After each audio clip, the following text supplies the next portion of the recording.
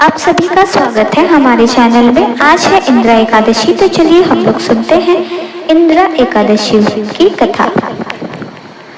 धर्मराज युधिष्ठिर कहने लगे कि हे भगवान, अश्विन कृष्ण एकादशी का क्या नाम है, इसकी विधि तथा फल क्या है, सो कृपा करके कहिए। भगवान श्री कृष्ण कहने लगे कि इस एकादशी का नाम इंदिरा एकादशी है।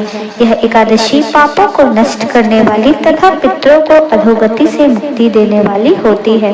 हे राजन, ध्यान पूर्वक इसकी कथा सुनो। इसके सुनने मात्र से ही वाजपेय यज्ञ का फल मिलता है। प्राचीन काल में सतयुग के समय में महिष्मति नाम की एक नगरी में इंद्रसेन नाम का एक प्रतापी राजा धर्म पूर्वक अपनी प्रजा का पालन करते हुए शासन करता था। वह राजा पुत्र पौत्र और धन आदि से संपन्न और विष्णु का परम भक्त था। एक दिन जब राजा सुखपूर्वक अपनी सभा में बैठा था तो आकाश मार्ग से महर्षि नारद उतरकर उसकी सभा में आए। राजा उन्हें देखते ही हाथ जोड़कर खड़ा हो गया और विधि पूर्वक आसन व अर्घ्य दिया। सुख से बैठकर मुनि ने राजन से पूछा कि हे राजन, आपके सातों अंग कुशल पूर्वक तो हैं, तुम्हारी बुद्धि धर्म में और तुम्हारा मन विष्णु भक्ति में तो रहता है। देवऋषि नारद की ऐसी बातें सुनकर राजा ने कहा, हे महर्षि, आपकी कृपा से मेरे राज्य में सब कुशल है तथा मेरे यहाँ यज्ञ कर्मादि सुकृत हो रहे हैं। आप कृपा करके अपने आगमन का कारण कहिए। तब ऋषि कहने लगे कि हे राजन, आप आश्चर्य देने वाले मेरे वचनों को सुनो। मैं एक समय ब्रह्मलोक से यमलोक को गया। वहां श्रद्धा पूर्वक यमराज से पूजित होकर मैंने धर्मशील और सत्यवान धर्मराज की प्रशंसा की। उसी यमराज की सभा में महान ज्ञानी और धर्मात्मा तुम्हारे पिता को एकादशी का व्रत भंग होने के कारण देखा। उन्होंने संदेश दिया, सो मैं तुमसे कहता हूँ। उन्होंने कहा कि पूर्व जन्म में कोई विघ्न हो जाने के कारण मैं यमराज के निकट रह रहा हूँ। सो हे पुत्र, यदि तुम अश्विन कृष्ण इंद्रा एकादशी का व्रत मेरे निमित्त करो तो मुझे स्वर्ग की प्राप्ति हो सकती है। इतना सुनकर राजा कहने लगे कि हे महर्षि, आप इस व्रत की विधि मुझसे कहिए। नारद जी कहने लगे, अश्विन मास के कृष्ण पक्ष की दशमी के दिन प्रातः काल श्रद्धा पूर्वक स्नान आदि से निवृत्त होकर पुनः दोपहर को नदी आदि में जाकर स्नान करें।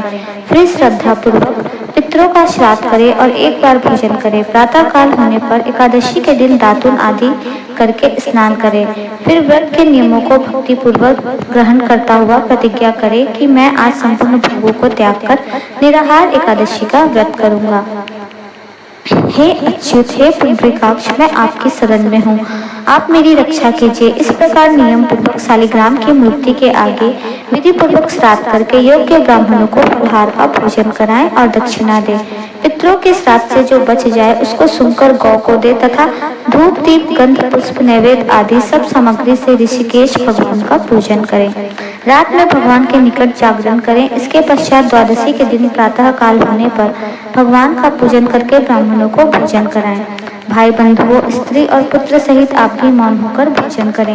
नारद जी कहने लगे कि हे राजन, इस विधि से यदि तुम आलस्य रहित होकर इस एकादशी का व्रत करोगे तो तुम्हारे पिता अवश्य ही स्वर्गलोक को जाएंगे। इतना कहकर नारद जी अंतर्ध्यान हो गए। नारद जी के कथन अनुसार राजा द्वारा अपने बांधवों तथा दासों सहित व्रत करने से आकाश से पुष्प वर्षा हुई और उस राजा का पिता गरुड़ पर चढ़कर विष्णु लोक को गया। राजा इंद्रसेन भी एकादशी के व्रत के प्रभाव से निष्कंटक राज्य करके अंत में अपने पुत्रों को सिंहासन पर बैठाकर स्वर्गलोक को गए। हे युधिष्ठिर, यह इंद्रा एकादशी के व्रत का महात्म्य मैंने तुमसे कहा। इसे पढ़ने और सुनने से मनुष्य सब पापों से छूट जाते हैं और सब प्रकार के भोगों को भोगकर वैकुंठ को प्राप्त होते हैं। तो दोस्तों, कथा अच्छी लगी तो हमारे वीडियो को लाइक शेयर कमेंट करें। चैनल पर नए हैं तो सब्सक्राइब करें।